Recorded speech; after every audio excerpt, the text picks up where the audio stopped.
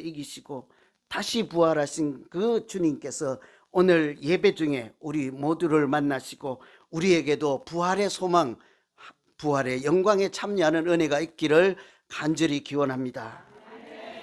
저는 그동안 고난주간 특별 기도하고 또 성금요일 예배 드리고 부활절 이렇게 맞이해서 수고하고 같이 하신 분들 이렇게 다시 한번 감사를 드립니다.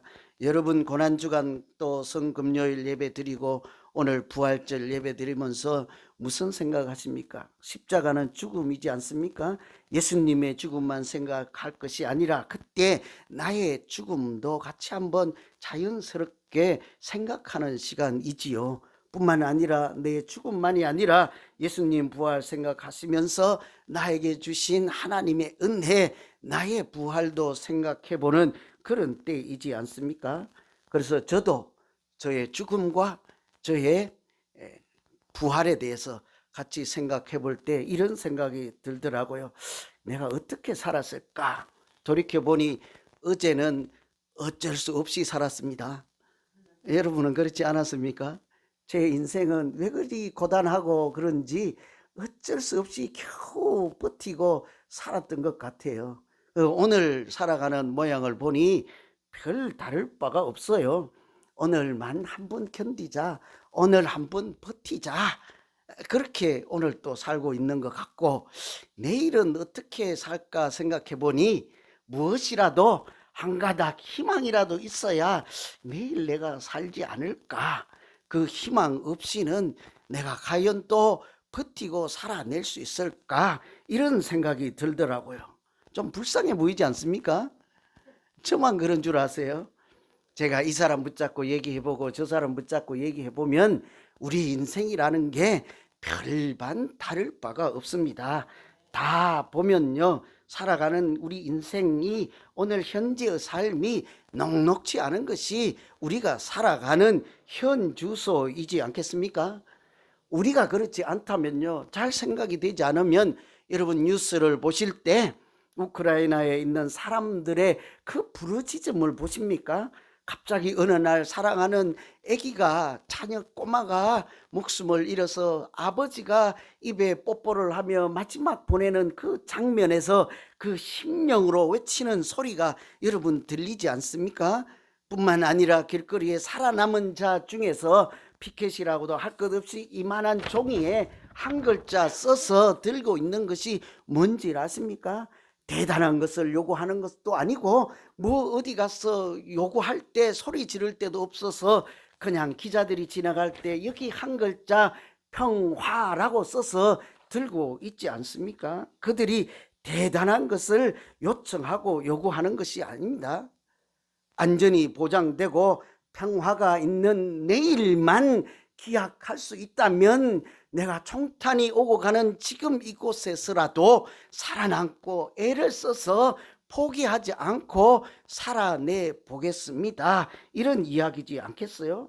그래서 그것을 위해서 아무것도 아니요, 내일 살아있는 거, 평화, 그것을 위해서 지금 젊은이들은, 남자들은 총을 들고 목숨 걸고, 들어보니 뭐 미스 코리아는 아니고 미스 우크라이나겠죠. 그런 분들도 나와서 군복을 입고 총을 들고 싸운다 하잖아요. 친구들, 자기 후배들, 어린 생명들의 미래에 내일을 보장해 달라는 것이지 않겠습니까? 우리 믿음 생활도요, 별반 다를 바가 없어요. 우리 믿음이 때로는 낙심하고 또 하는 일도 잘 되지 않아서 이까지 믿음, 이까지 교회 다녀봐야 무슨 소용이 있을까 하고 회의가 될 때도 있고, 이거 소용없어, 나 교회 안 갈 거야 할 때도 있고, 세상 사람들이 하는 소리가 교회에서 하나님이 하시는 소리보다 더 달콤하고 크게 들릴 때도 있지 않습니까? 그래서 우리가 믿음이 흔들릴 때가 있잖아요. 바로 그때 하나님께서 나에게 평화를 약속해 주시고 내일을 약속해 주시면 오늘 우리는 그래도 그 신락 같은 믿음 붙잡고 우리를 교회 다니면서, 그래도 성경 읽으면서, 그래도 기도하면서 버티고 살아내게 될 줄로 믿습니다. 하나님께서 우리에게 십자가는 죽음으로 끝나지 않고 내일이 있다는 것을 보여주시고, 그 죽음이 다가 아니라, 그것이 실패가 아니라 하나님의 영광에, 부활의 영광에 참여하는 생명의 길이라는 것을 보여주시고, 낙심해 있는 우리를 위로하시고 믿음으로 인도해 가는 것이 예수님께 주신 부활인 줄로 믿습니다. 그래서 그것을 그냥 부활이라 하지 않고 첫 부활의 첫 열매라고 하는 것이죠. 두 번째 부활은 우리 것이라는 말씀이지 않겠습니까? 예수님의 그 부활, 여러분, 예수님이 부활하셨습니다. 하나님이 사망 권세 이기시고 우리를 위해서 예수님의 부활을 우리 눈으로 보게 하셨잖아요. 그러면 그 부활이 우리와 무슨 상관이 있습니까? 여러분, 예수님이 부활하신 것이 여러분의 인생과 여러분의 삶의 모습과 좀 상관이 있습니까? 그러니 아멘이 안 되는 거지. BTS가 왔으면 그 노래 내가 좋아하고 그 노래 내가 밤마다 듣고 BTS만 생각해도 가슴이 뭉클해요 하니까 라스베가스 BTS가 뭐 5만 관중이 야 하고 만세를 부르는데 주님 부활하셨습니다 하니까 그분은 하나님의 아들이니까 살아났겠지요. 그분 부활하신 것이 나랑 무슨 상관이 있단 말이요. 여러분, 예수님 부활하신 것이 우리가 일상생활하는 곳에, 일상생활에도 조금이라도 작용하시고 영향을 미치고 그 부활 때문에 내가 살아가는 모양이 좀 달라지기는 하십니까? 크게 아멘하면 오늘 장세포가 준비한 그 뭐라더라? 육개장인가? 지금 먹으러 가면 딱 되는데 왜 예수님 부활하신 것이 나에게 좀 어떤 작용이 안 됩니까? 다 될 거예요. 그죠? 저는 생각해 보니 그렇습니다. 예수님 부활하셔서 저는 아까 제 같은 어제 억지로 살았고 어쩔 수 없이 살았고 오늘 또 겨우 버티고 오늘만 살아보자 하는 인생을 그렇게만 머물러 있지 않고 주님 부활하심으로 내 눈으로 저의 인생을 더 멀리 보게 하신 줄로 믿습니다. 그러니 제가 그 유명한 회사에 다니지 않고 그 시험 봐서 들어가기 어려운 국세청에 더 다니지 않고 신학교 갔잖아요. 사람들이 쟤 왜 저래 하는 거기 갔잖아요. 제 인생을 여기만 있고 여기만 가두어 주지 않고 멀리 보았기 때문이지 않겠어요? 이 땅에서 인생만 생각하지 않고 하나님 앞에 서는 그날을 내가 지금 생각했기 때문이지 않겠습니까? 자랑하려고 하는 거 아니에요. 혹시 제 왜 또 저래 그런 생각하지 말고요. 제 설명이 짧아서 그래요. 여러분, 오늘 말씀에도요, 부활이 우리에게는 산 소망이 되게 하셨다 하잖아요. 그처럼 예수님의 부활은 우리에게 진짜로 부활을 주신 소망을 주신 줄 믿습니다. 예수님 부활하셔서 오늘 우리가 절망해서 울지 않고 그래도 내일에 희망이 있다 이렇게 믿고 믿음 생활하는 것이지 않겠어요? 예수님께서 십자가에 죽으시고 3일 만에 부활하심으로 죽음이 끝이 아니다 하는 것을 우리에게 보여주신 것이지요. 그 죽음이 끝이 아니라 그렇게 만일요 우리가 죽음이 끝이다, 우리 인생이 그냥 여기서 끝이다, 그러면 이 정해진 시간 안에 하고 싶은 거 꼭 해야 되는 일이 얼마나 많겠어요. 죽기 전에. 여러분 다 해보셨어요? 아니 그래서 다 못 해봐가지고 은퇴하고는 더 바쁘다면서요. 갈 때도 더 많다면서요. 우리만 그런 것이 아닙니다. 세상 사람들도 그래서 백수가 바빠서 몸살 난다면서요. 정해진 시간 안에 하고 싶은 것 해야 할 일이 너무너무 많아서 만일 우리 인생이 여기서부터 여기가 끝이라면 이것도 하고 싶고 저것도 하고 싶어서 잠잘 시간도 없고 이것저것 하느라 내 인생이 뒤죽박죽 되지 않겠냐고요. 하나라도 더 해봐야 하니까요. 그런데 우리는 그렇게 살지 않습니다. 부활이라고 하는 것이 이 땅에서만 살다가 마는 것이 아니라 또 다른 세계가 있음을 우리로 알게 하시고 영생이 있음을 알게 해주셔서 이 땅의 인생이 끝이 아닌 것을 내가 알므로 바쁘지가 않은 것입니다. 여기서만 다 하려고 하지 않고 나는 이 땅 너머의 세계에서 하나님 앞에서 찬송 부르며 영광 돌리며 영원한 생명을 누리고자 이 땅에서는 다 안 해도 되는 것, 하고 싶은 것도 제쳐놓고 이렇게 거룩한 주의를 섬기며 하나님의 자녀로 우리가 살고 있는 것이지 않겠습니까? 그래서 성경에서는 우리 같은 사람들을 보고 이렇게까지 말씀한다고요. 만일 그리스도 안에서 우리가 바라는 것이 이 땅의 삶뿐이라면 모든 사람 가운데서 우리가 가장 불쌍한 사람이라. 여러분, 성경에서요, 다른 거 믿지 말고, 믿지 말고 이러면 안 되겠네요. 다른 건 안 외우더라도 이거 한번 꼭 생각해 보세요. 예수 믿는 사람들, 교회에 다니는 사람들, 예수 안에 있는 사람들이 바라는 것이 이 세상에서 바라는 것 뿐이라면 그렇게 교회 다니고 예수 믿고 그리스도인이라고 하는 사람들은 정말 불쌍한 사람인 것을 알지어다. 왜 그래요, 여러분? 예수 믿는 사람들, 다른 사람 같으면 이 시간에 산으로 들러 가서 하고 싶은 것 한 가지라도 더 해야 되는데 우리는 여기 와서 앉아서 주무시고 싶은데 피곤한데 또 막 길어서 나보고 짧게 하라는데, 그죠? 그래도 지금 꾹 참고 앉아서 듣고 있잖아요. 그 중에 한마디라도 나에게 주시는 말씀이 있을까 하고, 그죠? 여러분, 우리는 저는 다른 사람들이 술 마시고 흥청망청 노래방 갈 때 자꾸 우리 오 목사님이 찬송가 배우라고 하잖아요.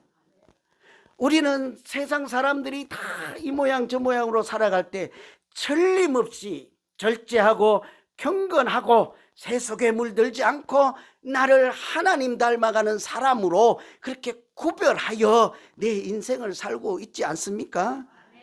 그런데 만일 우리의 인생이 이 안에서 끝나고 이 땅에서만 끝이 난다면 세상 사람들이 보기는 정말 불쌍할 거예요. 그러나 우리는 그들이 우리를 불쌍히 바라볼 때라도 우리는 괜찮잖아요. 즐겁잖아요. 유행가를 안 부르고 찬송가를 부르면서도 우리가 얼마나 기쁨이 충만합니까? 왜냐하면 내가 하나님 앞에 천국에 가서 부를 노래가 저 푸른 초원이가 아니라 주님 부활하셨네, 하나님 살아계셨네 하는 찬송가이기 때문이지 않겠어요? 그래서 결코 우리는 손해보거나 불쌍한 사람이 아닌 것입니다. 하나님은 그래서 우리에게 땅만 보지 말고 높게 보고 멀리 보고 살라, 그렇게 우리 인생을 규정해 주신 줄로 믿습니다. 우리만 그런 것이 아니라요, 구약 성경에도 그런 이야기가 많아요. 하나만 소개해 드리면 여러분이 다 아시는 아브라함 있잖아요. 하나님이 참 얄궂게도 약속을 해 주셨어요. 자녀들을 무별을 헤아릴 수 있나 보라, 별처럼 후손이 많게 해준다 그러고 바닷가에 해변가에 있는 모래알처럼 자식을 많이 준다 해놓고 100살이 되도록 한 명도 안 주는 하나님, 계속 믿으실래요? 그것도 100살부터 시작해서 만이나 줬으면 몰라. 그 딱 아들 하나, 이삭 하나를 줬잖아요. 100살 때, 다 늙었을 때. 아마 걔 유치원 가면요, 아버지 따라오지 마, 할아버지라고 사람들이 놀려 그랬을 거예요.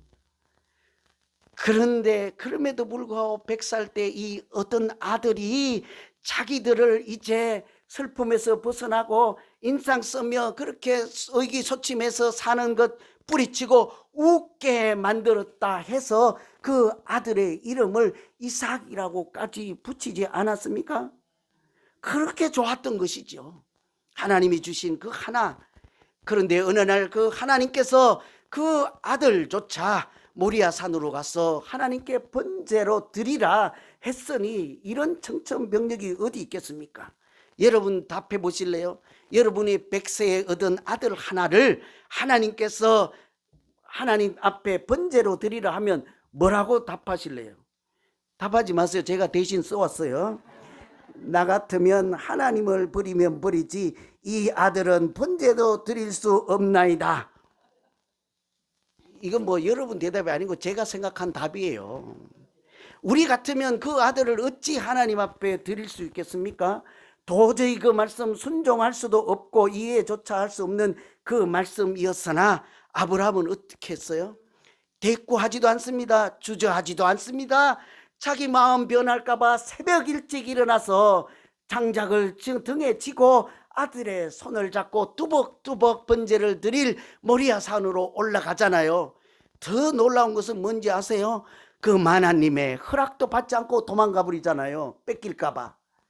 엄마가 아들 내주겠냐고요.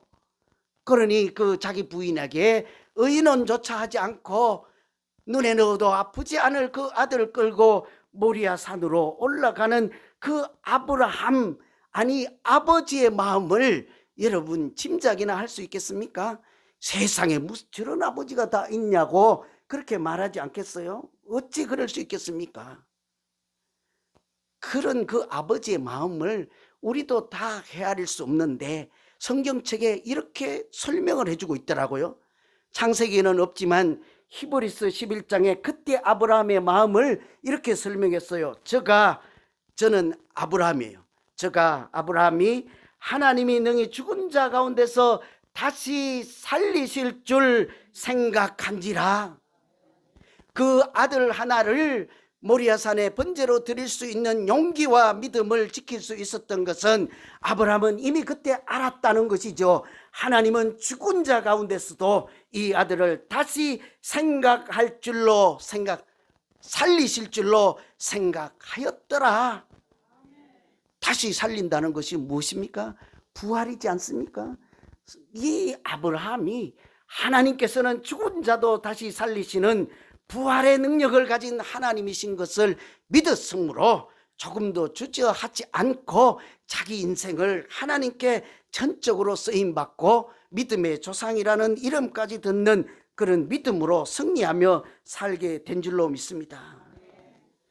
오늘 본문에도요, 아브라함뿐만이 아니고 신약이잖아요. 이제 신약의 오늘 본문은 베드로 사도가 갑바도기아 등 그 이쪽에 오늘날 터키 지역에 예수 믿다가 핍박당하고 쫓겨다니고 뿔뿔이 흩어져 있는 사람들에게 보내는 편지예요.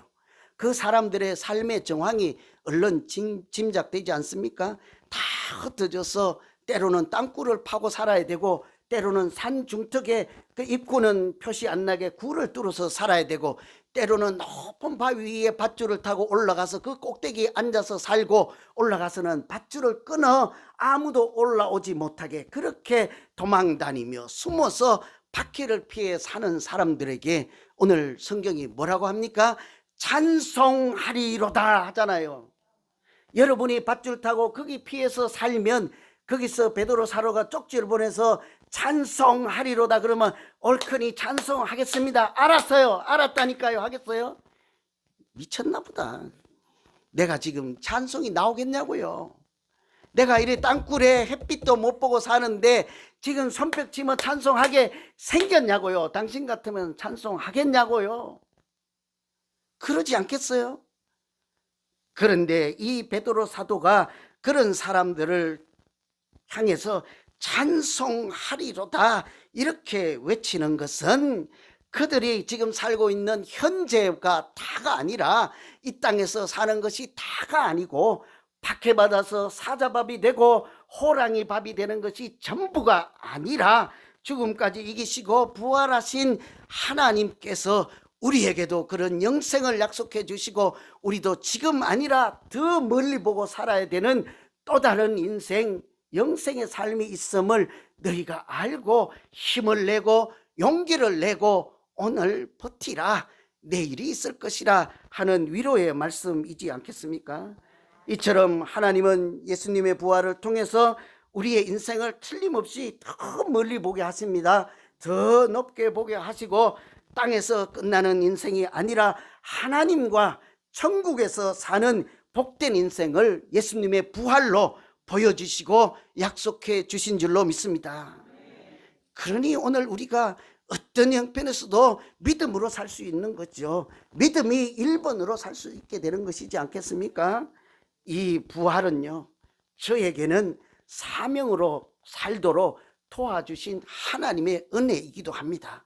우리 모두도 그렇지 않겠습니까? 사람들이, 예수 믿는 사람들이 모든 것 제쳐두고 주님 주신 사명 붙잡고 살게 되는 것은 살아계신 하나님, 부활하신 예수님을 만난 이후에 할 수 있는 일이었습니다.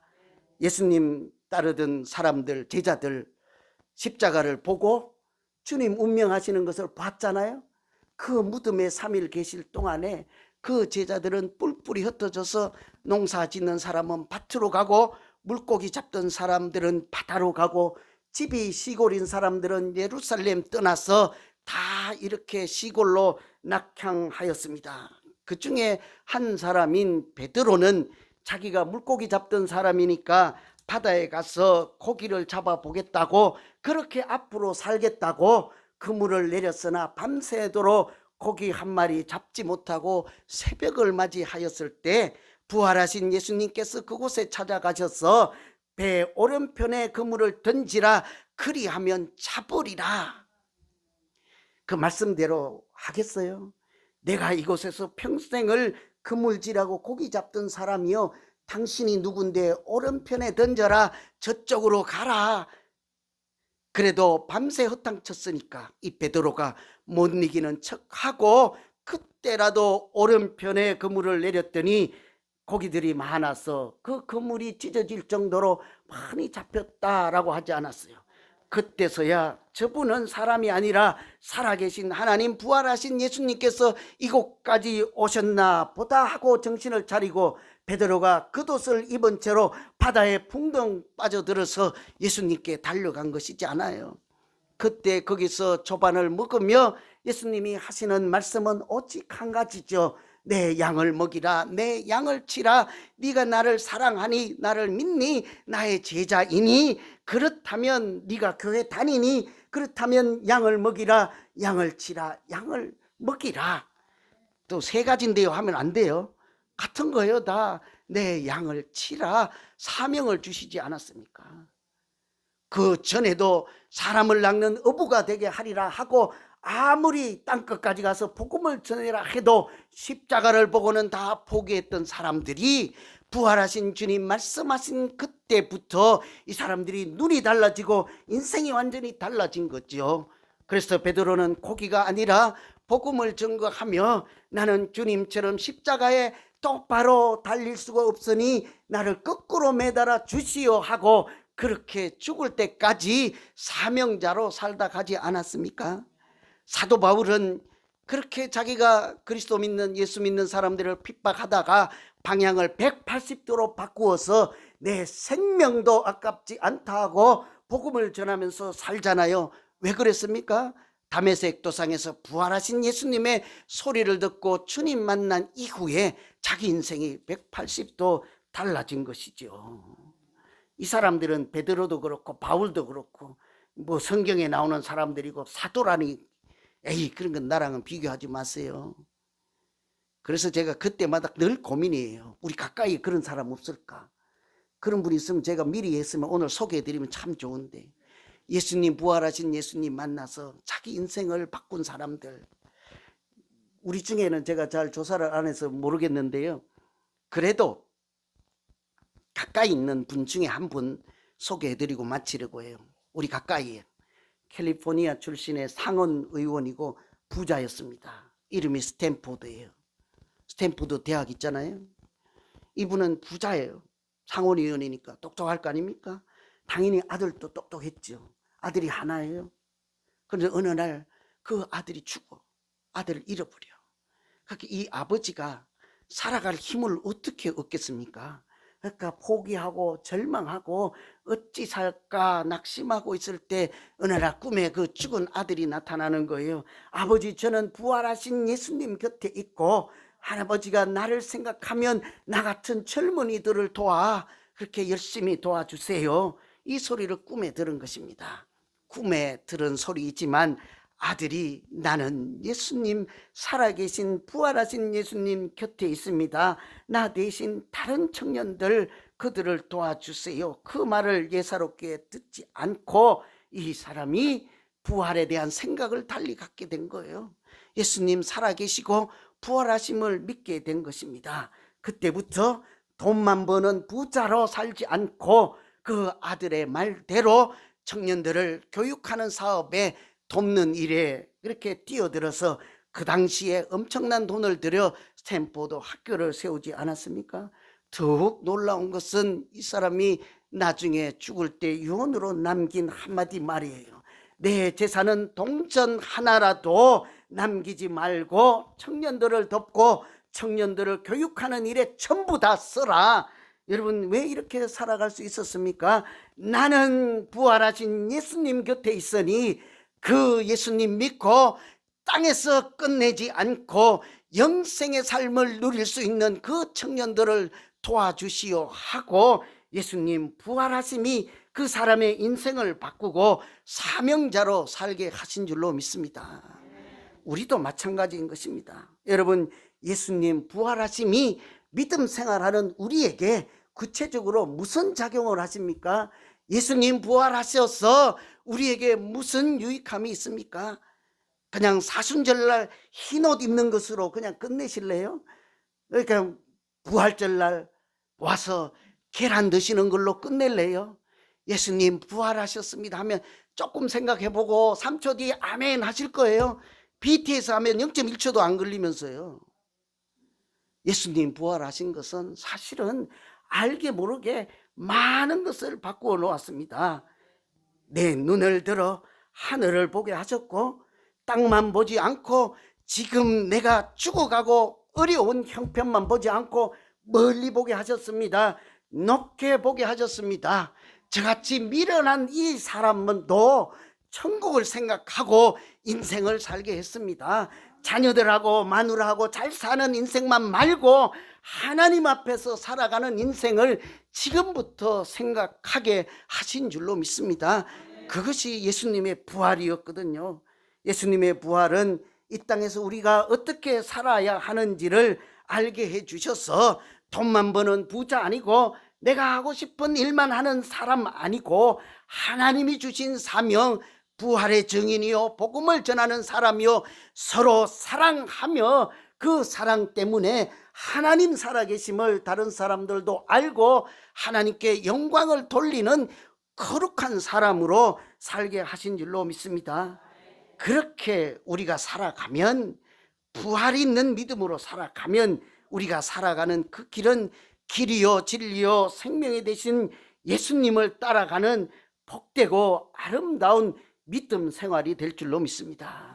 우리 기도하겠습니다. 하나님 아버지, 예수 부활하심이